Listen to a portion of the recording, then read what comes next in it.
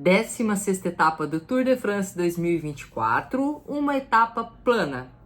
O objetivo principal das equipes, ou pelo menos das equipes que têm líderes, seja para sprint, seja para a classificação geral, que fosse para o sprint. Assim foi, as equipes trabalhando bastante na ponta do pelotão, 188 km, 1.200 de subida acumulada, quase uma mesa de bilhar, né, pessoal? Bem planinha a etapa, alguns quebra-canela que serve como estímulo para a galera, principalmente que vai escalar as montanhas amanhã a fundo, querendo colocar ou aumentar ou tirar tempo. Bom, entendendo que essa etapa era para o sprint, obviamente que a gente tinha ali algumas equipes que iriam figurar muito mais na frente do que outras, como por exemplo a Alpecin e a Intermarché. Além de Quick-Step, além de Ineos, além de Visma e UAE. Por quê? Essas últimas 4 equipes para deixar os seus líderes em segurança para as etapas de montanha, e as 2 equipes que eu falei inicialmente, Intermarché e Alpecin, para levar os seus sprinters para a chegada. Fuguinha intermediária, mas nada vingando ou chegando a ameaçar, o pelotão sempre controlando. Uma meta intermediária, valendo pontos para camisa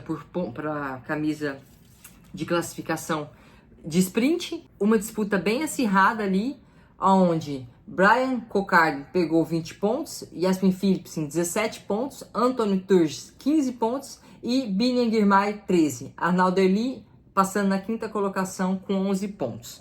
A briga principal na camisa por pontos de sprint, né, tá entre Philipsen e Girmay. O restante eles vão ali para pegar pontozinhos, se defender, garantir um prêmio, seja naquela meta ou também na classificação ali por pontos, porque tudo rola dinheiro, mas não necessariamente numa briga para ganhar essa classificação, para pegar essa camisa. Logo depois da meta intermediária, saiu uma fuga do francês Thomas Gachignard. Ele chegou a abrir 2 minutos e 32 segundos do pelotão, mas o pelotão foi tirando aos poucos essa diferença, faltando 25 km para a chegada, o pelotão neutralizou essa fuga e então foi conduzindo num ritmo sempre contínuo para a chegada. Pessoal, a chegada tinha muitas rotatórias e eu tava falando, eu vendo a transmissão e tal, e falei pra Vivi, esses caras estão passando por rotatória 60 km por hora, mano. Eu não seguro a minha bicicleta. Fazer uma curva, óbvio, meia lua, né, digamos assim, mas a 60 km por hora, pra minha destreza é demais. Mas eles sabem o que faz, porém, faltando mais ou menos 1 km pra chegada, uma queda que foi avassaladora. Biniam Girmay, que tá hoje com a camisa verde, sofreu uma queda. Tá fora do sprint. Ele e mais 2 atletas. Nem foi uma queda massiva, nada. Ele e mais 2 atletas sofreu essa queda. Que triste. Que triste, porque a gente sabe... Na verdade, eu torço pro Biniam Girmay. Eu acho que a maioria de vocês aqui no Brasil torce pro Girmay. São poucos os simpatizantes de Philipsen, né? Tanto porque, na verdade, principalmente por seu histórico, suas fechadas no pelotão. Eu sei que o seriado da Netflix também do Tour de France impactou muito nessa antipatia que ele tem por parte da nossa torcida. E aí o Girmay se envolveu nessa queda, foi o pelotão, diga-se de passagem, Alpecin na ponta, até então a Intermarché também estava na ponta, tentando, principalmente na meta intermediária, a Intermarché foi toda para frente para conduzir o Girmay, para ele pegar pegar essa meta.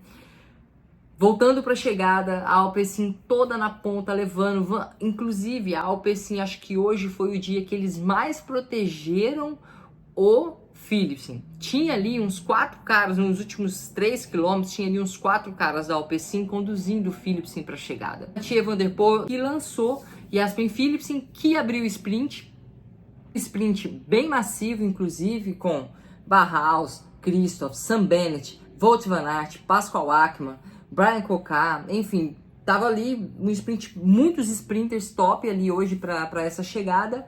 E o Philipsen, depois do que a equipe dele fez, galera, ele não poderia decepcionar, se ele ficaria feio para ele. Ele foi lá e bateu o martelo hoje com uma bicicleta de diferença. Eu acho que foi talvez o sprint mais fácil que ele venceu no Tour de France desse ano, empatando em número de vitórias agora com Biniam Girmay e Tadej Pogacar. Os 3 ciclistas têm 3 vitórias cada um no Tour de France 2024. E acirrando muito a disputa pela camisa verde. Mas assim, quem achou que não tinha disputa mais, infelizmente essa queda do Girmay, ele não pontuou, né? Só fez a pontuação ali na meta intermediária, que é uma pontuação baixa. Para vocês terem noção, a pontuação de chegada é 100 pontos, 70 pontos, 50, 40, 32. Então é muito superior do que 20, 17, 15 e por aí se vai. Infelizmente o Girmay, ele entrou no mesmo tempo, mas ele não levou nenhuma bonificação. E agora a classificação por pontos está: Girmay ainda é líder com 376 pontos, Philipsen com 344 pontos. Quando eu falei para vocês lá atrás que os outros sprinters, Matthew Matthews, o Cocar, Anton Tours, que vai para as metas, que eles vão só atrás de dinheiro e talvez uma visibilidade, olha só, o terceiro colocado na briga da camisa verde é o Cocar, que ele está com 179 pontos apenas. Então ele não tem a menor chance, ele foi sprintar hoje mesmo só para atrapalhar o restante da galera. Diferença entre Biniam Girmay, primeiro colocado, e Jasmin Philipsen. Essa diferença até o início da etapa de hoje era de 86 pontos e agora essa diferença caiu para 29 pontos. O que vai fazer com que as meta sprints nas etapas, ou seja, as meta sprints intermediárias a partir de então, passem a valer ouro, passem a valer muito ouro, porque não tem mais etapa para chegada, né? Não tem mais etapa para sprint, aliás, não tem mais, é só chegada montanha. Os sprinters a gente sabe que não passam nessas montanhas. Vai ter sprint, pode ter entre os escaladores, entre os all-rounders, mas sprinter puro, como esses caras, eles não passam nas etapas que estão por vir. Então, a partir de agora, essas etapas, esses sprints intermediários vão valer ouro. Eu acho que, infelizmente, Biniam Girmay está em desvantagem. Por quê? Porque a Alpecin, quanto a equipe para conduzir o Philipsen para esses sprints intermediários, é mais equipe. Não necessariamente no que tange a material humano, mas com relação à experiência.